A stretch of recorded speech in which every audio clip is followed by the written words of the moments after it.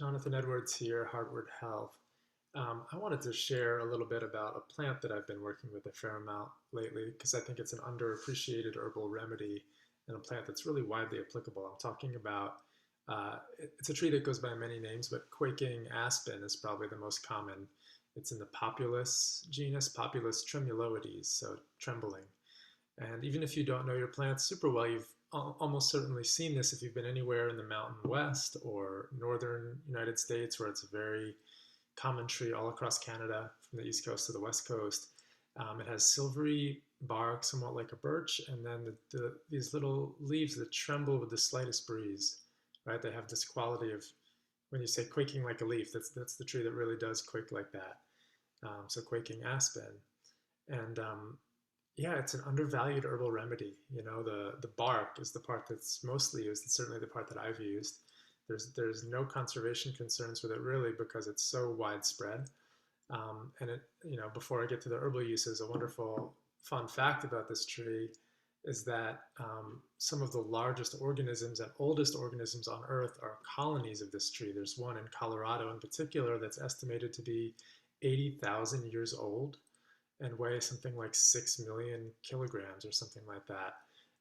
And the deal is that these trees will all propagate through the root structure. So even though they're separate trunks, they're all connected underground with a single root structure. And that overall organism can be, yeah, thousands and thousands of years old. So very amazing tree in that way, although the trunks themselves tend to be short-lived and to fall over quickly. And it's very light wood that's not valued for timber. So you hear people complaining about this tree where it's native because it's not useful, quote unquote, for firewood or for timber, but it's a wonderful medicine as well as just a beautiful tree. So the main use of this plant, in my experience, and also according to herbalists like Matthew Wood, who writes about it, it has the quality of releasing tension and fear from the system. So when somebody's nervous system is in sympathetic excess instead of parasympathetic, right? Instead of rest and digest, they're too stuck in fight or flight. And that's true for many of us, right? In the modern world, with trauma, with stress, with urban life, and these sort of stresses that we didn't really evolve with. Who's not in that state, at least some of the time? And some people are caught in it chronically. So just on edge, easily startled. Often when the nervous system is in that state, digestion will suffer, sleep will suffer, there will be anxiety. And for me, sort of a keynote symptom for quaking aspen is that there will be urinary issues, typically really frequent urination, right? It's like when you're so scared you have to pee, there's a connection between the bladder and the nervous system, also borne out by East Asian medical theory and the water element. So very often you'll see bladder involvement when quaking aspen is indicated.